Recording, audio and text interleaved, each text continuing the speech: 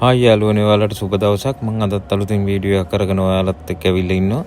මම අද කතා කරන්නේ කොරියාවේ මම අවුරුදු 10ක් ජීවිතේ ගෙවපු අත්දැකීම් වලින් මම කරපු ටිකක් ලොකු මෝඩ වැඩක් ගැන කතා කරන්නේ. ඇත්තටම ඒක ගොඩක් අයට කියනකොට ඉතින් කියන්නේ මෝඩ වැඩක් කියලා. ඒක ඉතින් මේ අවුරුදු 10ක් විතර ඉන්න කාලය දීර්ඝ වුණෙත් ඒ කරපු දේවල් හින්දා තමයි. ඒක තමයි ඉතින් මම විශාල නිවසක් ඉදි කිරීම.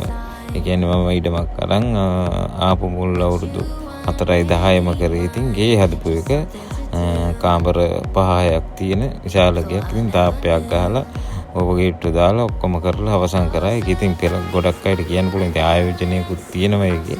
නැත්තේ නෑ උනාට ඉතින් ඒක මං මෙහි ඉන්න කාලය දීර්ඝ වීමක් විදිහටත් ඉතින් මං දකිනවා. ඒකෙන් ඉතින් කෝටි 2.5ක් විතර ඉතින් ඒකට යට කරලා ඒකෙන් ඉතින් සතයක්වත් එන්නෙත් නෑ. දැන් ඉතින් සත්තු තමයි ගෙදර කවුරුත් එත්තෙත් නෑ. ඉතින් මම රටේ ඉන්න හින්දා අපිට රටාවම කවුරුක්වත් ඉන්නෙත් නෑනේ.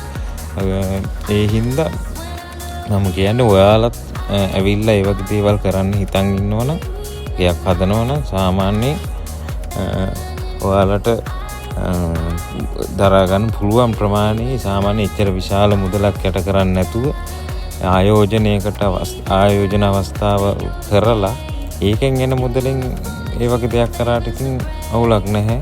එතකොට Tamanට ආදායමක් තියෙනවනේ. සාමාන්‍යයෙන් මුලින්ම ඉතින් කොරියාවට නෙමෙයි ඕන රටකට යන කෙනෙක් ආදායම් මාර්ගයක් හදාගන්න. නැත්තම් වෙන්නේ ඒ රටේ ඉන්න කාලය දීර්ඝ වෙන එක තමයි වෙන්නේ.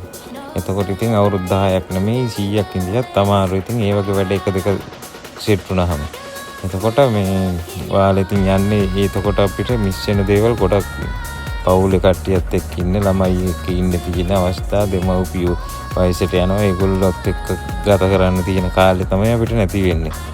ශාරීරික සෞඛ්‍යයක් නැති වෙලා මානසික සුවයක් නැති වෙලා එතකොට ඉතින් අපි කල්පනා කරලා ලෙඩ වෙන එක තමයි වැඩියක් වෙන්නේ. ඒ හින්දා අපි ආපු වැඩේ කරගෙන අපි මේ වගේ දේවල් වලට විශාල මුදලක් යොදවන්න නැතුව සාමාන්‍ය මට්ටමේ අපි ඉතින් සාමාන්‍ය විශාල මුදලක් තිබ්බනම් රටවල් වල මේ රැකියා කරන්නේ නැහැනේ.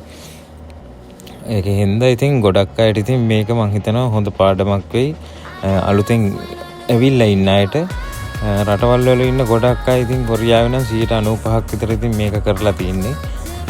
ඒගොල්ලෝ ඉතින් දන්නවා මේකට කමෙන්ට් කරන්න. එහෙම කරලා තවමත් ඉන්නවා ඉතින් එහෙම කට්ටිය.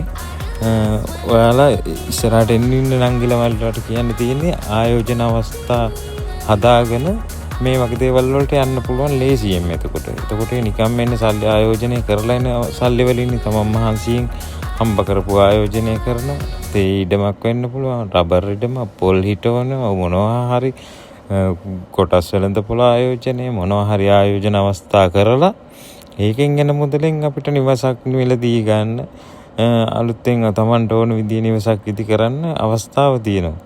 ඒකින්ද මං හිතනවා මේක ඇත්තටම ගොඩක් අයට අත්දැකීමක් වෙයි. දැන් නම් මටත් අත්දැකීමක්. ඉතින් එතකොට දැන් එක ටයිම් එක ගිහිලා තියෙන්නේ. ඒ වුණාට මං හිතන්නේ ඉස්සරහට එන අයට මේක ගොඩක් ලොකු අත්දැකීමක් වෙයි. එහෙම ආයෝජනය කරන්න එහෙම කරලා හදපු අයත් ඉන්නවා. ඒගොල්ලෝ ඉතින් ගොඩක් ඉතින් ඒගොල්ලන්ට ප්‍රශ්නයක් නැහැ. එහෙම කරනවා නම් මං හිතනවා ඉතින් මේ වගේ අලුත්ම අත්දැකීම් ටිකක් අරගෙන වීඩියෝ ටිකක් කරන්න. ඒක හින්දා මගේ YouTube channel එකත් subscribe කරලා තියාගන්න support එකක් විදියට. Real Voice SL කියලා YouTube channel එක. මම එහෙනම් අදට ඔයාලගෙන් සමු ගන්නවා. මේ වීඩියෝ එක හොඳයි නම් ඇත්තටම දෙයක් ගන්න තියෙනවා නම් subscribe පාරක් දාගෙන like එකක් දාලා යන්න. ඔයාලා හැමෝටම තෙරුවන් සරණයි.